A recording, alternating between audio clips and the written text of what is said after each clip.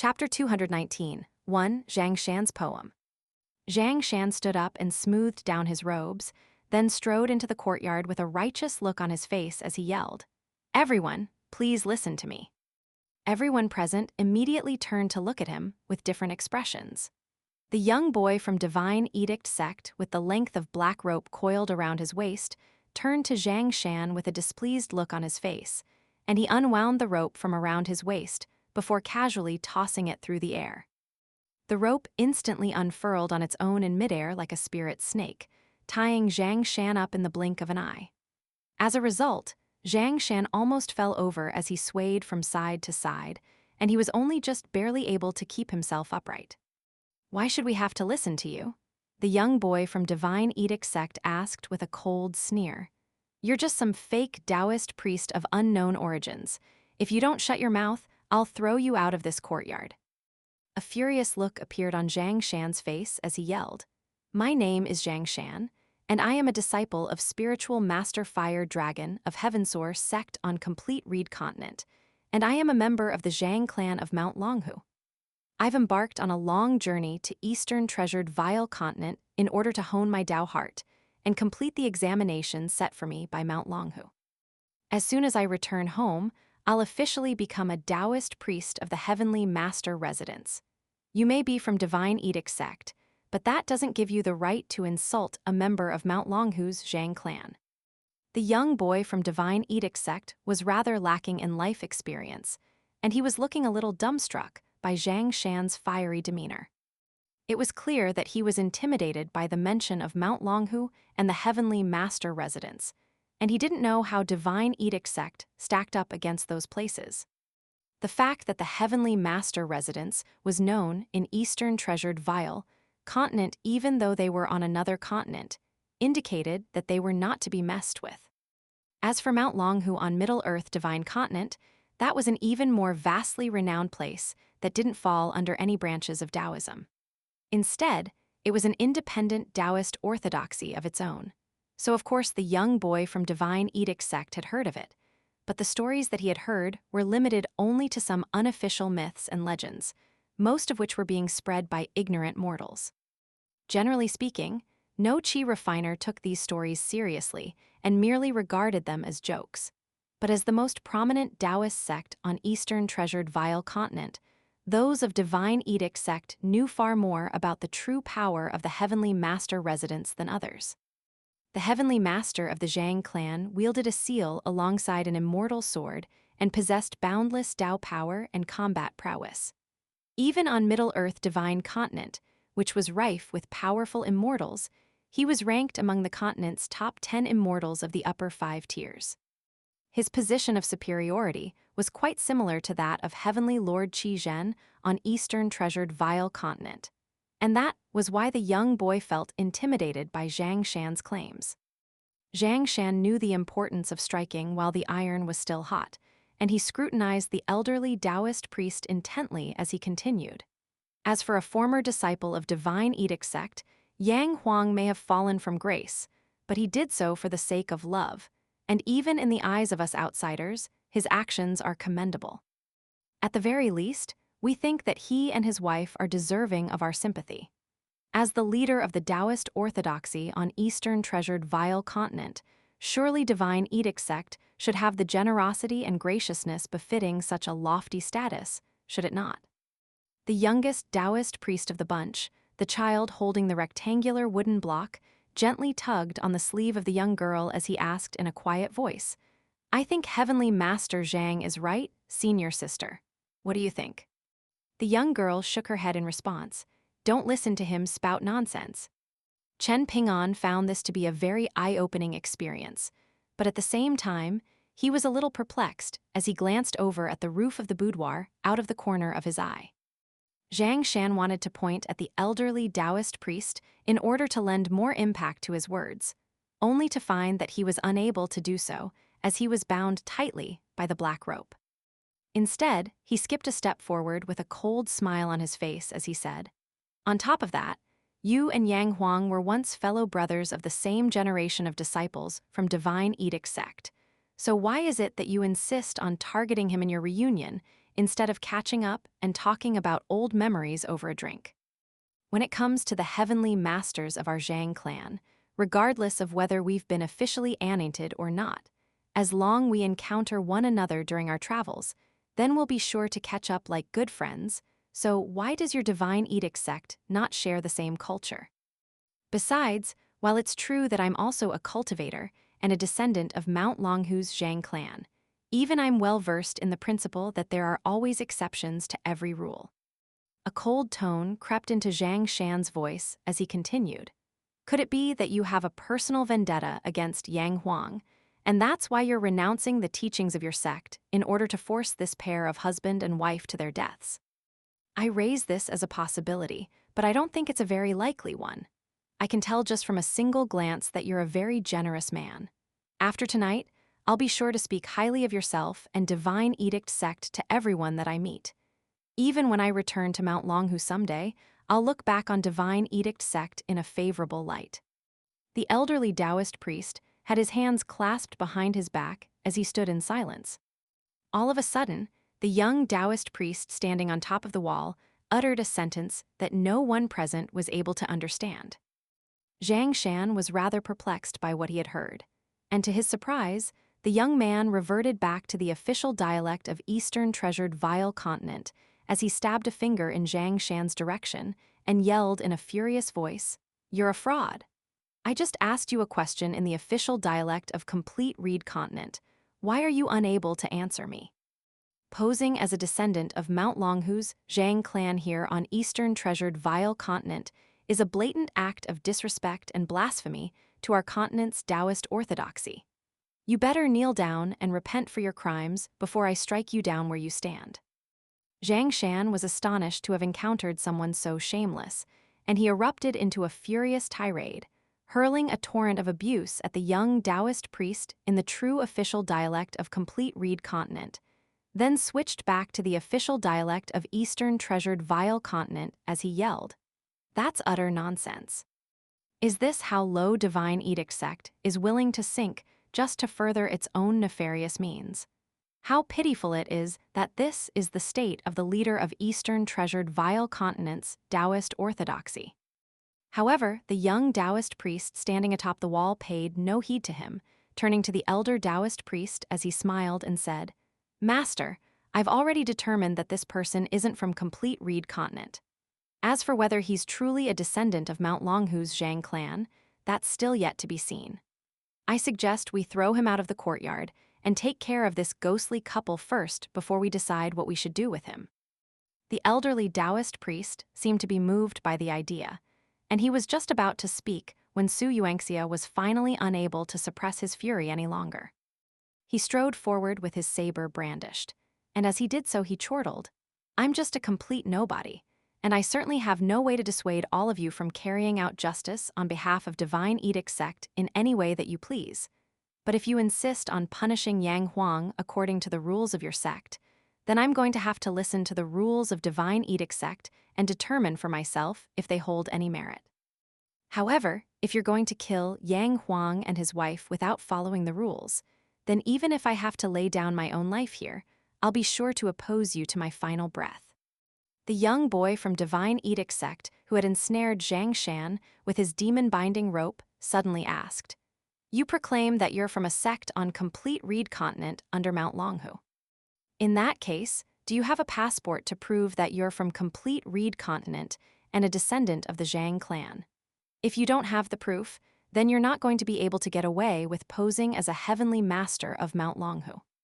A hesitant look appeared on Zhang Shan's face, and Su Yuanxia's brows also furrowed slightly in concern. If Zhang Shan really had lied about his identity as a distant relative of the esteemed immortals on Mount Longhu, then that was a serious crime. Divine Edict sect had the right to oversee the Taoist orthodoxy of the entire continent, so if Zhang Shan were found guilty of such a crime, then he would surely be handed down a severe punishment. Zhang Shan took a deep breath, then turned to Chen Ping'an as he said, "Chen Ping'an, help me retrieve my passport from my bags." A wry smile appeared on Yang Huang's face as he turned to look at his wife, and she nodded in response, seemingly aware of what his intentions were. Thus, Yang Huang turned back to face everyone as he said, "Mr. Su, Taoist priest Zhang, I appreciate everything you've done for me, and if I am fortunate enough to be reincarnated, I'll be sure to repay you in my next life." Regardless of whether Divine Edict sect punishes us according to its rules, or whether these people decide to punish us based on past personal vendettas, Zhu Jing and I accept our fate. Having said that, please don't come to the false conclusion that everyone in our Divine Edict sect is like this. That is absolutely not the case. Yang Huang's was standing up straighter and straighter as he spoke, and it was as if he had cast aside all of his inhibitions and the indignations of the past century as he pointed a finger directly at the elderly Taoist priest and continued. Idiots like him, who only focus on cultivation without making any efforts to better themselves as people, are part of the minority in our Divine Edict sect. It's no wonder that 100 years have passed by, yet you're still only at the 5th tier, Zhao Liu. I was already at the 5th tier 100 years ago, and if I recall correctly, you were still only a pathetic 3rd tier qi refiner. No wonder that tier is considered to be such a major hurdle. It's almost as if it were designed to obstruct selfish and foolish bastards like yourself. Yang Huang had done away with all of his reservations and had spoken his mind without any regard for the consequences.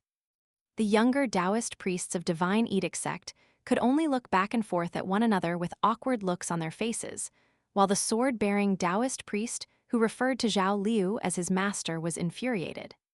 Intense killing intent was radiating from his body, and the long sword in the scabbard behind his back was ready to spring forth at a moment's notice. However, he couldn't deny that Yang Huang's scathing words held a great deal of truth. Zhao Liu's cultivation base had remained stagnant at the 3rd tier for several decades before he was finally able to make a breakthrough, and the young swordsman had also been stuck at this tier for a very long time. Once upon a time, he had been considered a prodigy, a diamond in the rough that had hopes of reaching the middle 5 tiers.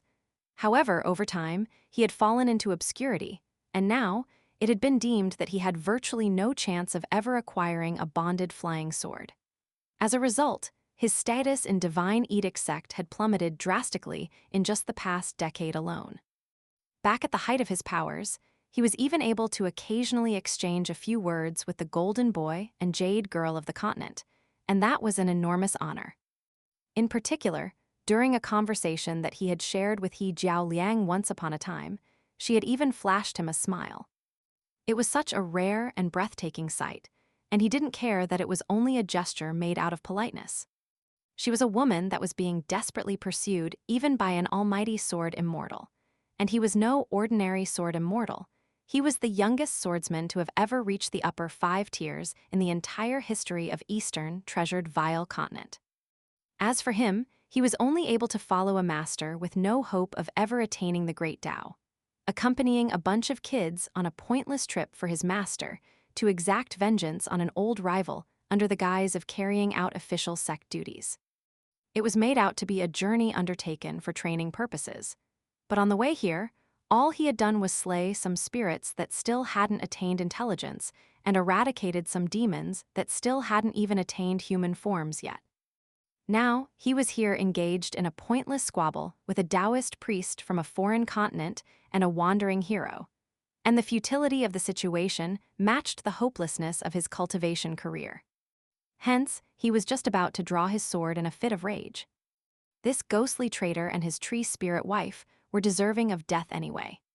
No matter how inept he was still a 3rd-tier swordsman, and he had curried some favor with a few of the sect's elders and even the Golden Boy back when he was still considered a prodigy, so even if he were punished for his actions here, the punishment would only be limited to copying scriptures or some other symbolic punishment that was nothing more than a slap on the wrist, and he had nothing to fear. All of a sudden, a teasing voice rang out without any warning. "Don't go around drawing your sword over every little thing." Everyone turned in unison to the direction that the voice had come from, and they discovered a burst of faint ripples in the night sky there. Whoever it was that had arrived on the scene, they seemed to have been using some type of advanced concealment talisman, and they had actually been observing the proceedings this entire time. At this moment, they finally revealed themselves, and it was a young woman who wasn't exactly slender, but didn't fall into the category of portly, either. She had a set of round and rosy cheeks and was wearing bright red attire, giving her a very festive appearance. A slightly panicked look appeared on Zhao Liu's face as he hurriedly cupped his fist in a salute and extended a deep bow. Zhao Liu pays his respects to Senior Aunt Fu. "How do you know me?" the young woman standing atop the flying sword asked with a perplexed expression. There was a fawning smile on Zhao Liu's face as he replied, "There's no disciple throughout the entire Divine Edict sect who doesn't know of your esteemed self, Senior Aunt Fu." A dark look suddenly appeared on the young woman's face as she asked with a cold smile, "Has the entire sect already been made aware that the golden boy turned down my confession of love to him? Which member of our sect had nothing better to do than run their mouth and gossip to you about me? I'll be sure to show them my gratitude once I return to the sect." Not only was Zhao Liu completely befuddled by what he had heard, everyone else was just as confused. They knew of this young woman not because of any romantic confession she had made. Instead, it was because she was a figure of a very high level of seniority in the sect, and she had astonishingly powerful backers to boot. Her favorite pastime was to fly as quickly as she could atop her flying sword between the mountains of the sect. She was constantly flying around throughout the year, and her penchant for bright red clothing made her stand out even more. The maneuver that she liked to perform the most was to ride her sword straight up into the heavens, then plummet directly downward from dizzying heights, only to abruptly swerve mere 20 to 30 feet from the ground before gliding away in a flashy fashion, often only avoiding disaster by mere inches. There was no other swordsman who was as reckless as her, and over time, she gradually earned a resounding reputation for herself in the sect. 2 years ago, she had tried to cut the margins down even further, only reversing the direction of her fall at a height of just 10 feet above the ground. As it turned out, that wasn't enough space to work with, and she crashed headfirst into the ground, sticking out of the ground alongside her flying sword like a pair of radishes waiting to be picked. All of the spectating disciples had been cheering and clapping just a moment ago, only to be stunned into silence by this outcome. Only after a scolding from He Jiaoliang, who she was on very good terms with, did she begin to exercise some restraint in her reckless endeavors. Not long after that, she broke through her 5th-tier bottleneck and reached the cave abode tier of the middle 5 tiers. After that, she began whizzing around Divine Edict sect atop her flying sword once again, constantly flying past in front of the cave abodes of all of the old immortals residing on the sect's mountains. All of them were accustomed to peaceful cultivation, so they were naturally very disgruntled by this, but the young woman's great-grandfather was the master of Divine Edict sect's current sect master, Zhang. Hence, Zhang was always quite cold and detached toward everyone else, but he favored this young woman over even the golden boy and jade girl. Upon seeing the expressions on everyone's faces, the young woman immediately realized that not only had she misinterpreted things, she had just aired out her own dirty laundry for everyone to hear, and she was so embarrassed that she wanted to fly away into the night.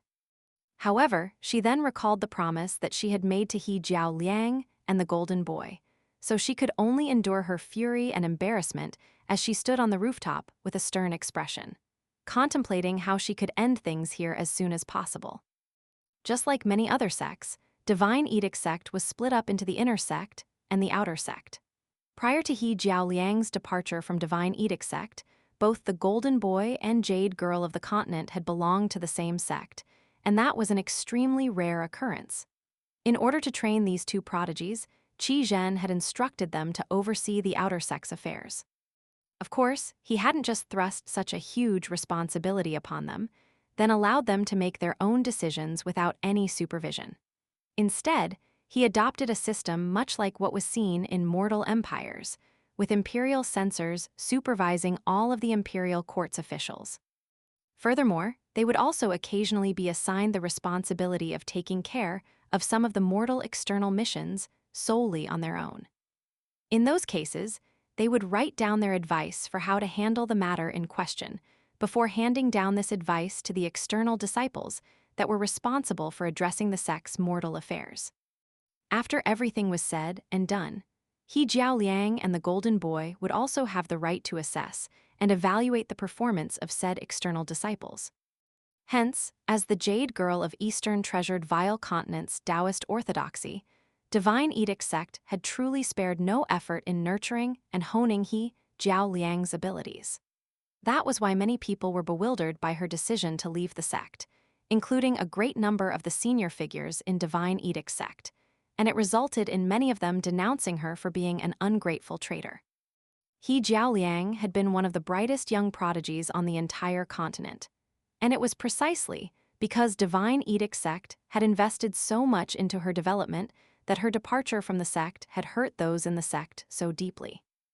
The secret letter that Yang Huang had sent to Divine Edict sect had actually already arrived as early as the New Year's, and back then, he Jiao Liang hadn't yet left the sect. An argument had erupted between her and the Golden Boy over this letter, with the latter presenting his verdict first. In his opinion, Yang Huang's actions were understandable, so there was no need to administer too severe a punishment. However, he Jiao Liang held the completely opposite viewpoint on this matter, and her verdict had been extremely harsh and scathing, stating that as a former disciple of Divine Edict sects, Yang Huang's fall into depravity was utterly deplorable, and a severe punishment had to be handed down in order to set an example. However, when it came to the female ghost, both of them shared the same opinion, which was that she should simply be left to her own devices.